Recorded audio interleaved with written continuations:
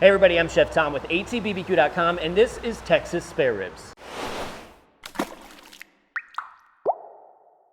Now, although we live in Kansas and typically we're cooking St. Louis style spare ribs, today we're traveling down to Texas for some savory spare ribs, and I absolutely love these. Let's talk about the differences. This is our rack of full spare ribs, which in my opinion are the best pork ribs.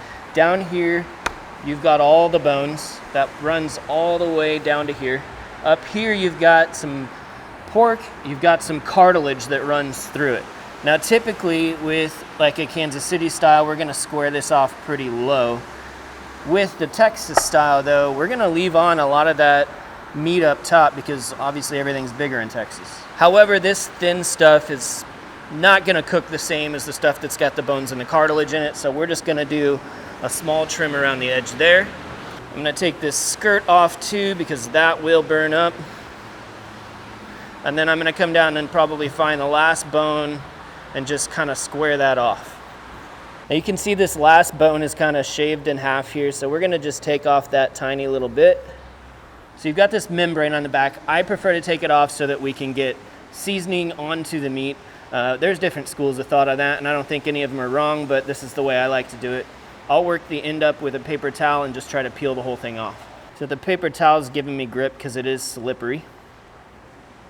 But once you get it started, it's usually pretty easy to peel off.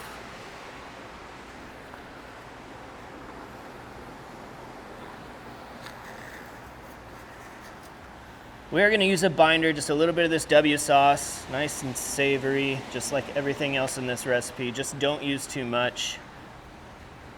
And then we've got a couple of rubs that we're going to go with today. One is a finer rub. This is the Blanco from Meat Church, a Texas company right there. The other is the Lone Star from Cattleman's Grill, which is my personal Texas brisket rub. But the theme that you're gonna get with both of these is savory. Salt, pepper, some garlic, some celery seed. Really not a sugar-based type of affair. Now the finer rub goes on first, and then we'll put on the more coarse rub second, which is gonna help us create some really nice bark.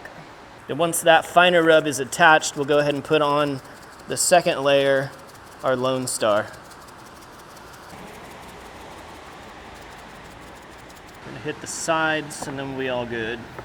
Today we're cooking on the Yoder Smokers YS640s pellet grill. It's running at 250 degrees with hickory pellets. So these are gonna go right up here on the top rack. Let me put this fat in toward the fire end, and I'll put this fat in toward the stack end because that's kind of where the temperature increases just a little bit, and that's where we're gonna get the most color.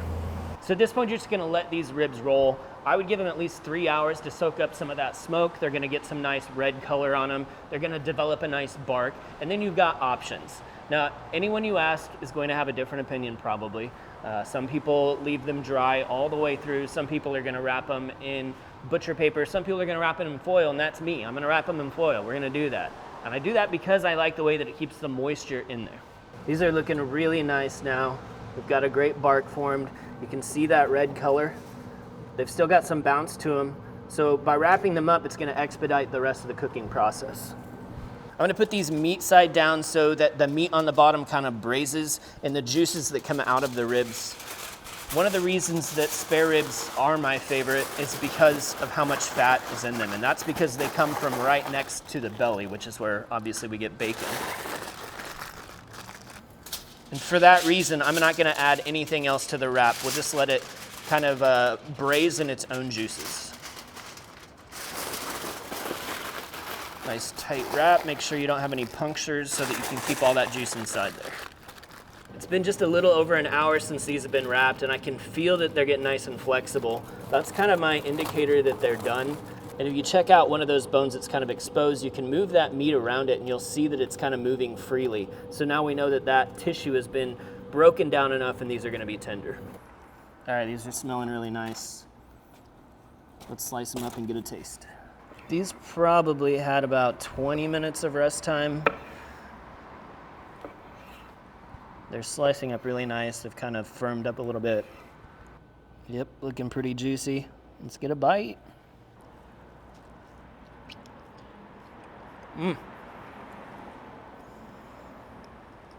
I don't want to betray Kansas City. This is how I prefer to eat a rib. I also don't want to offend Texas, because this is also how I like to make a rib. But man, it's super tender. We'll let it cook just right. Comes off the bone when you bite it, but doesn't necessarily slide off the bone. All right, leave me alone.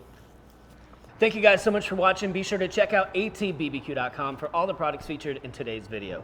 If you enjoy the recipe, hit that subscribe button. And if you have any questions or comments, or there's anything you want to see me cook, let me know in the comment section down below, and let's be good to one another. For more recipes, tips, and techniques, head over to atbbq.com/thesauce.